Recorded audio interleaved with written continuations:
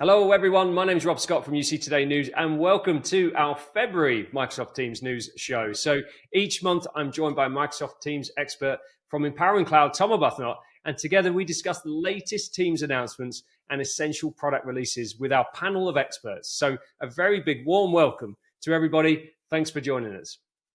Yeah, excited to be on another big month of news. Graham and I are just back from ISC as well, so got some devices news to jump off with. Yeah, absolutely. And Tom, I still haven't found a Copilot keyboard yet, so I'm still looking. If you know anywhere, I can buy one of those. Yeah, I think imminently you want to talk to maybe Dell or HP and see if they're putting it on their laptops, but I'm sure it's coming. Yeah, I was just expecting to buy like a £10 keyboard from Amazon.com or something, and just land. But anyways, talk about a big month. I mean, this is a big month for Satya Nadella. He's 10 years on the Microsoft throne. What do you think?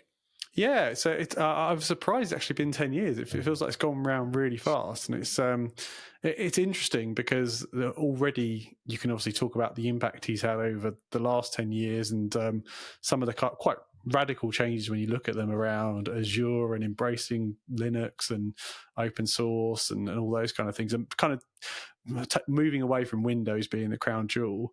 But actually it's interesting. I feel like this is his biggest move ever, this kind of full pivot to AI. So I feel like this is going to be a defining moment for him, is he's bet all the chips on AI, very invested in it. So certainly an impressive reign so far in terms of the impact on Microsoft and the stock price, but I think there's more to come potentially.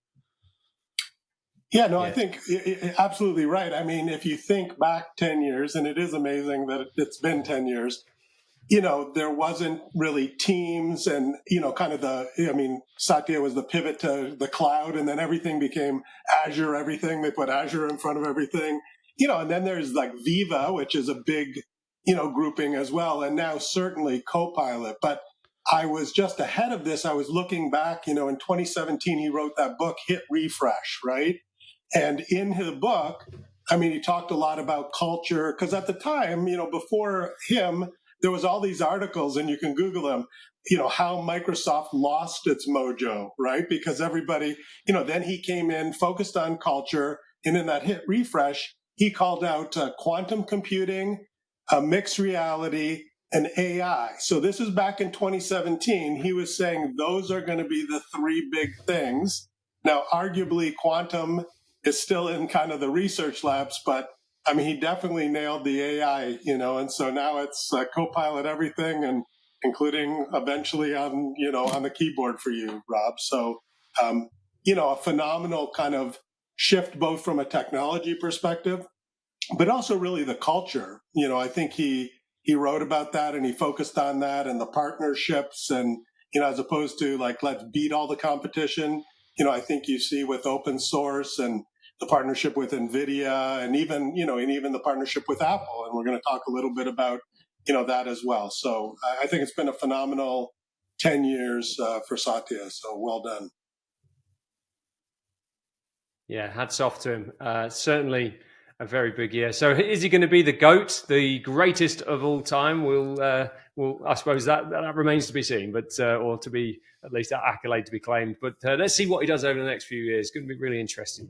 We're certainly in that period of hyper innovation, aren't we, at the moment? So let's see what happens.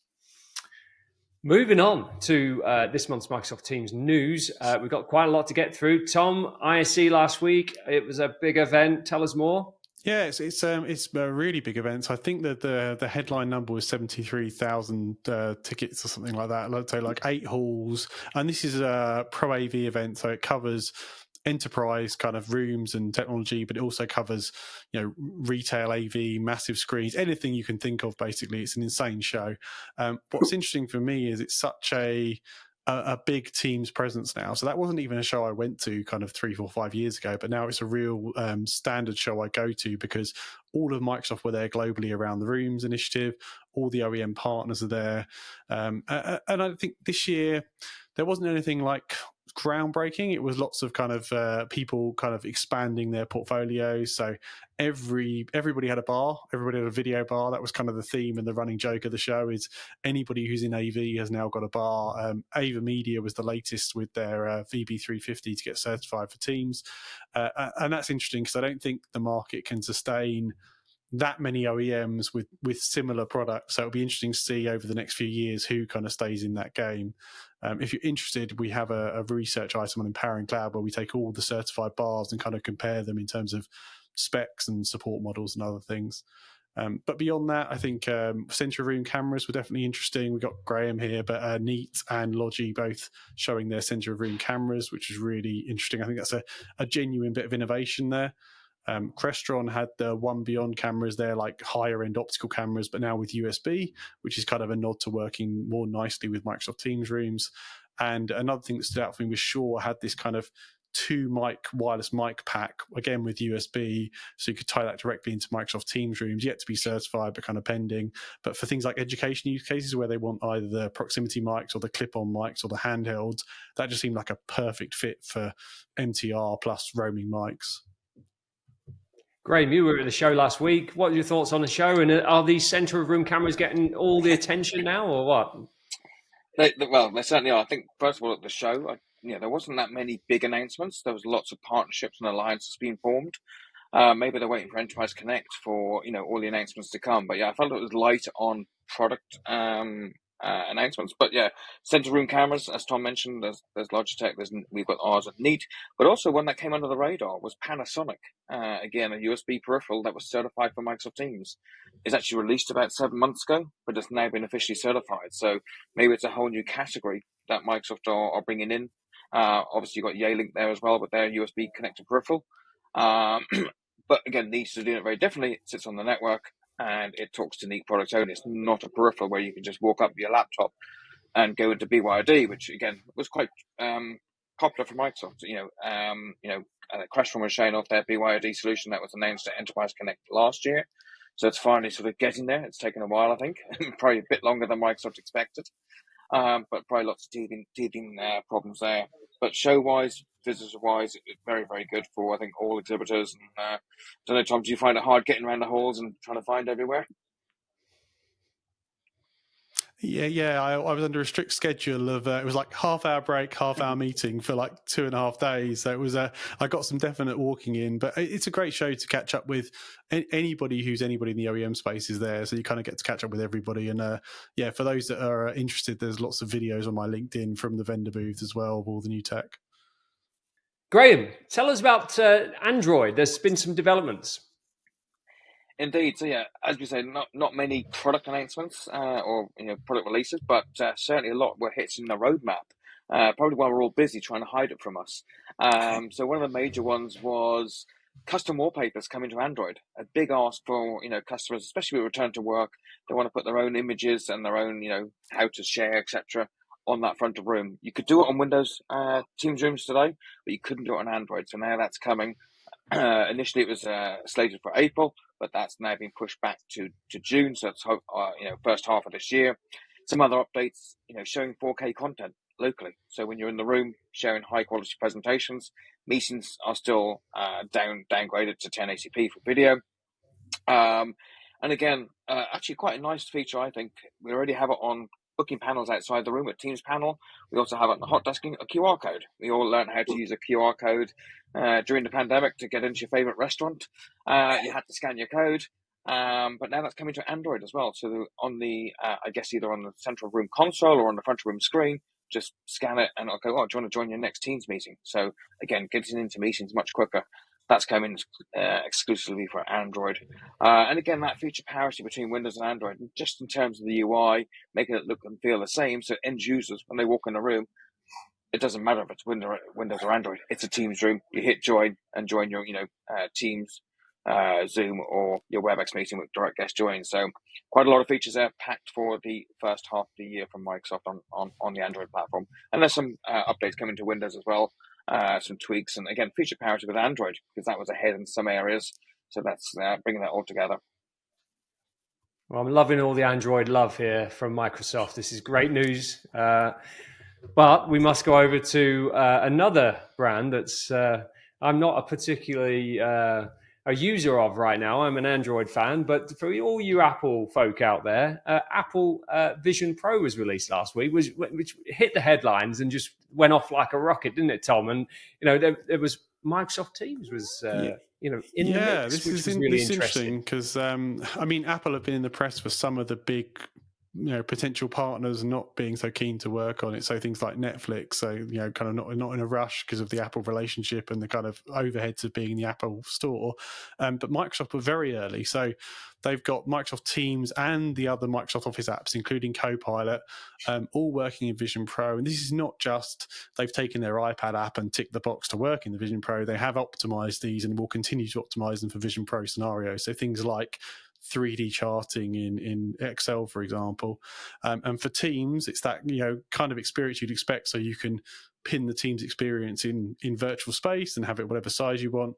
But they're also working on the avatar type capabilities and the 3D emoticons and things like that. So interesting to see Microsoft kind of backing this horse early and being one of the kind of on the cool kids trend. Also, they Microsoft launched their Mesh product at the end of last month, and they've said that sometime this year Mesh, their 3D virtual meeting experience, will come to Vision Pro as well. So you'll be able to get into a full-on 3D meeting somehow with your Apple Vision Pro and Mesh. I mean, any thoughts on this, Kevin? Mixed reality collaboration and meetings. We've talked about this before. Is it gonna stick this time? Yeah, it's interesting. I mentioned off of the top, that I guess mixed reality was one of the Satya's bets back in 2017. So, this is continuing that. And it's also, I think, supporting Apple, that whole partnership thing. I think it's interesting that they bring, kind of Teams and the apps.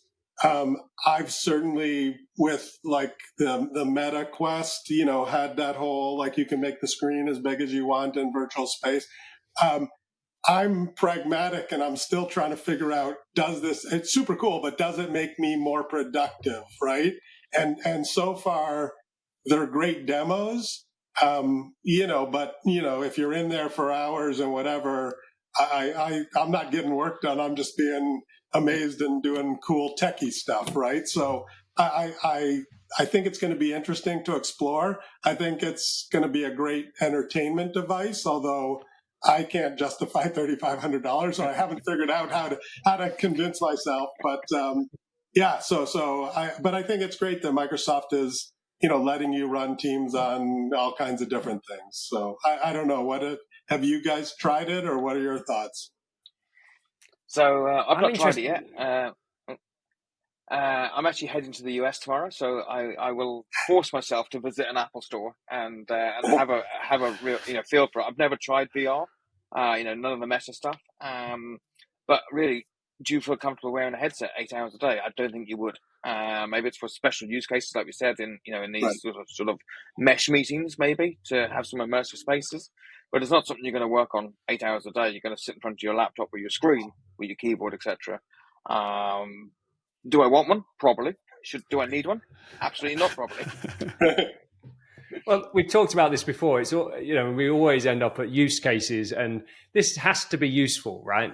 But with this time round, what's interesting is, and some people are talking about this already, is that actually the executives might be adopting this kind of premium product, and if they get executive buy-in, then that could potentially filter down into the business at a rate. So it's interesting. Already there's 600 apps on the Vision Pro, and I know there's a whole bunch of enterprise apps already built and ready to go. So it will be an interesting year. But will it be the year of immersive technology? Well, that remains to be seen. Yeah, I think you can't bet against Apple, can you? They do tend to move markets, and some of the demos look really impressive. So I think might just be niche use cases, but probably some very impressive niche use cases. Oh, I was going to say, 2024, I thought it's already been labeled the year of AI. So maybe this is just the lead up on niche use cases, and then maybe it's 2025, right? So. But I think you made a good point there, Robert. It's about the applications. Think of how Apple have been so successful with the App Store. A phone's a phone, a tablet is a tablet. It's an App Store with the developer following that has made it so successful. So if they get it right, then they could hit this space really well, I think. Yeah, it's interesting. It's coming just at a time when there's a lot of hoo-ha surrounding the commissions for the developers right now on the app stores. So, well, we'll see how that plays out. But meanwhile, let's jump on to bring your own device, Tom. There was some news stories or some updates around BYOD. Tell us more. Yeah, it's so we talked at the end of last year about kind of BYOD becoming more acceptable in the Microsoft world. So kind of, previously it was all Microsoft Teams room everywhere. That's the premium experience. And the line is still, if you want the premium experience, you're in Microsoft Teams room. But Microsoft have kind of accepted that BYOD is a reality. So this is where you have, USB device in the room. So a video bar that's on USB or a mic and speakers or a Dell monitor with a camera in, and you bring your own laptop, you plug in and off you go. So in that scenario, Microsoft are bringing two things together. So one is they're starting to build an audit log of all customers' BYOD devices. And it's quite clever how they do this. If a single device is plugged into 5 different users' machines, so over a period of time, different users use it, Microsoft log, that seems like a shared device. They log it on the Microsoft Pro Management Portal, and they give IT admins a list of those devices. At the moment, it's just a list, and you can optionally pay a license to see usage. I'm hoping they'll bring some additional metadata in there to show either who was using it last or what the IP address of it was, so we can start to kind of understand the location of those devices. Because if you think about large organizations, they might have thousands of rooms and thousands of speaker pucks or webcams or video bars. So this is the first step on a journey to helping those admins audit. And the second thing, a bit more for the users, when that is seen as a shared device, it will pop up in Teams and say, do you want to use this as a shared device? And it will give a deliberate stage, i.e. a view for the shared screen to show just the meeting content, so you don't get the kind of toast from Outlook or mis-sharing your desktop or whatever. So I've seen it demo of it, and it really smooths that experience out of people kind of plugging in with USB-C or HDMI, not really understanding what's going on and showing their desktop and their email. It knows it's a shared space and gives that dedicated stage. So stay tuned for Microsoft on kind of bringing more and more to that BYOD experience and trying to justify, do you want to pay a premium for a BYOD room for the sake of bookings and auditing and usage? That's kind of where this motion is going. So like one part is usage information to optimize your devices and manage them, but the other one is do you pay X dollars per room per month for the benefit of seeing usage information? I think the key here is people have gone BYOD rooms to save costs, right, and not have a license fee associated with it. So I'm just wondering how many people, as you say, Tom, will want that usage reports of the BYOD room. Is it just used, or is everyone huddling around their laptop, or are they utilizing, the video bar, the USB bar they put in, or the hot desking device? It'd be interesting to see how many people will then start, chipping away at the $8 per month and going, okay, let's try it on site A, or let's try it in London, before they go out globally and start paying $8. It'd be interesting to see how much that is adopted, I think. Yeah, I wish Microsoft would just give the usage information for the sake of optimizing the Microsoft Teams rooms opportunity. Like, here's all your BYOD information. Here's how those rooms are being used. These are the rooms you should target to have because they're heavy usage or they're old kit. I think there's value there, but we'll see how it plays out. Microsoft are definitely listening for feedback. Well, and certainly Microsoft is now in the, they've got a lot of add-on license things. So certainly it's not surprising to me that they're trying to say, hey, are people going to pay this premium, right? Because between Pro and Premium and, add-on licenses, they've got Copilot and Copilot add-on licenses. I mean, they're definitely, at one point there was talk of like an E7, which would be another bundle. Now they've clearly gone, okay, we're going to, I don't know if I want to say nickel and dime you, but they're certainly going to have a lot of add-on things that are going to generate revenue for them. So yeah, I'm not surprised. That definitely feels like the theme at the moment. Everything has a premium option. Everything has an upsell or an add-on. So it'll be interesting to see how customers react to it. Just because I'm involved with some enterprise customers around their enterprise agreements, and it's become a bit of a nightmare to just understand who's using what we need, what we don't need, why we need. You've got SharePoint Premium, you've got Planner Premium coming, you've got Teams Premium, you've got Copilots, you've got all these different room options now as well. It's I think it's interesting to see how customers will react to all these different add-ons. Well, I suppose that's a nice segue into our next topic, Tom. We can't get through a show nowadays without talking about AI and Microsoft Copilot, which is a premium option. Let's talk about our latest update. Sales and Service are now genuinely available. Tell us more. Yeah, this is 2 new Copilots from Microsoft. So for a recap again, Copilot is kind of a family brand name of any AI assistant in Microsoft land, or they even kind of lend the brand to you can build your own Copilot and your own third-party Copilot.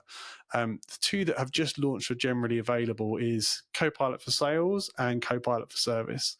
And these are interesting use cases. So Copilot for Sales is kind of a Copilot that helps, as the name would suggest, a salesperson gather information, add information to CRM, deal with follow-up. And the kind of tie here into Microsoft Teams is it becomes an assistant in the Microsoft Teams meeting as well. So it will be there to take notes, to summarize information, and eventually to kind of coach you through those sessions as well. And then Copilot for Service is kind of a slightly different take on that, and that's the contact center agent coaching. So that is, a similar scenario, real-time coaching, notes, etc., but now not for the salesperson to the CRM, but more the contact center person. And again, native integration to Microsoft Teams. So it'd be interesting to see which contact centers kind of embrace this idea of working with Copilot for Service. Well, and I think back to what we were talking about, so Copilot for Sales and Copilot for Services is a premium, it's basically $50 per user per month, but it includes Copilot for Microsoft 365, which, to remind everybody, that's the $30 per user per month. Yeah. So if you already have that, then you just pay the $20. And then, of course, there's Copilot Pro, which is the more of a consumer one, which is $20 per user per month. So you're on message, Kevin. You said just the 20. That's the key thing. It's a mere $20 extra. Just 20. Just 20. Yeah. And what I love too is it's per month, but you must sign up for an annual subscription. Yeah. So you can't even really dabble like it's I mean, in smaller organizations, or if you're a big organization and want to equip a small group, you got to kind of in for a penny, in for a pound, right? But I think this is going to be a tougher competitive area for Microsoft, because they've got the hold on office productivity, right? So if you want to have Copilot in your Outlook, in your Word, and your Teams, you're buying Microsoft 365 Copilot, kind of end of conversation. With Sales and Service, there's a very strong ecosystem there of contact center vendors and of CRM vendors who will all be doing similar things. So like Gong, as an example, will have a plugin for Teams where they can grab all the meeting information and push it through to their platform. I'm sure all the big players will be doing this in contact center and in CRM. So it'd be interesting to see if Microsoft can push an edge there, or if because they have an open API on Teams and a recording API, whether it's actually, if you're a HubSpot user, maybe the HubSpot AI is better in that scenario than the Service Dynamics AI or Sales AI. Well, ending today's Teams show on a lighter note, Tom, let's talk about Teams video backgrounds. Yeah, I was surprised. This is generally available now. So this is dynamically AI-generated video backgrounds. It's a Teams premium feature. And so it kind of works best if you've got like a messy room. It will essentially take that background and tidy it up, like, put books on shelves, give you a lamp, etc. Mixed results. If it's a bland room, it kind of superimposes these very cheesy looking like plastic plants and things. So I'm not fully sold on it, but I call it out because it's another premium feature and kind of feels like theme of the show now. We're going to see Microsoft kind of continuing to push features into Teams Premium to justify that $10 per user per month. So stay tuned over the next few months for more capabilities pushing into Teams Premium like this, of like, if you just want it a little bit better, if you want this little feature, jump up to Premium. But I think, with that sort of feature, you've got Meeting Recap and Teams Premium, for example, but then you've also got Meeting Recap and Copilot. It's like, hang on, I want a bit of Copilot and I want a bit of Teams Premium. you almost need to like blend the, you want like an a la carte menu to say, okay, these are the features I really want. It's coming, you'd have to have both, which are overlapping then. And someone's walking away to the bank, skipping, all happy. Yeah, I think we'll see. Oh, sorry, Kevin. I think we'll see more pushed into premium to kind of make that both justifiable. Because right now, you're right, it is distinct. A push. Because, yeah. So I mean, I guess Microsoft, they did relent and say if you get Copilot, you get the the meeting recap, right? So that's now because before it was going to be additive and it didn't really make a lot of sense. But if you step back and look at the big picture, I wonder with all these different license complexities. I mean, it's always been complicated, but to your point, Tom, doing an EA now. I mean, there's so many permutations and combinations and figuring out what users need what license and what, it's getting more and more complicated. And with all these features, certainly when I work with large enterprises, it's around, what are people using? And that's a question that unfortunately not enough people use the built-in analytics or know that the analytics exist to figure that out. So therefore, they don't know who needs what license or who's going to use it. And I think there's so many choices now. Like if we look at from the vendor side, so I've put on my analyst hat, vendors, you talked about the video bars, vendors for all these products that are team certified, whether it's a contact center, a video bar, or a piece of software that's in Teams, you as a vendor are really going to have to figure out how do you stand out from the hundreds of choices that enterprises have. And enterprises, they're not going to do, you used to be able to do a bake-off between Microsoft and Cisco, right? Because those were the two big players. You're not going to do a bake-off across the, at one point I counted there was 208 certified USB devices, and that was ahead of ISC. So now there's probably 300 plus, right? So how do organizations not get overwhelmed with the choices? That's a question that I don't have the answer to, but I do know that it is overwhelming. I don't know. What do you guys think about that? Yeah, it's definitely it's a big consideration. Like you say, in the Teams world, there's all the certified ecosystem vendors. There's 24 certified contact centers, so that's almost a meaningless list at this point. Like, well, how do I narrow that down? So, I spend a lot of time talking to customers about, yes, there's feeds and speeds and features, but think about like the company structure, like how long they've been in the market with Microsoft, like what's the support model, what's the global coverage. So there's a whole bunch of things that you have to consider beyond tech. But you're right, Kevin, every area is a non-trivial conversation now to try and narrow down who might suit your organization. Yeah. It really feels like AI should be a line on the kind of overheads now, doesn't it? IT. I mean, how do you kind of advise, heads of ITs and CIOs to budget for these kinds of things? I mean, with all these premium licenses coming through for this, and that. I mean, what advice, Tom, Kevin, Graham, would you give a customer, planning for the year ahead?